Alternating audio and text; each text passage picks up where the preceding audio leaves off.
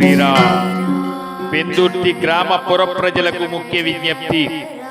పెందుర్తి పాత ఊరులో వేంచేసి ఉన్న శ్రీ సీతారాముల ఆలయ పునర్నిర్మాణ శంకుస్థాపన 10/2/2025 సోమవారం ఉదయం 6 గంటల నుంచి పూజా కార్యక్రమం ప్రారంభమగును.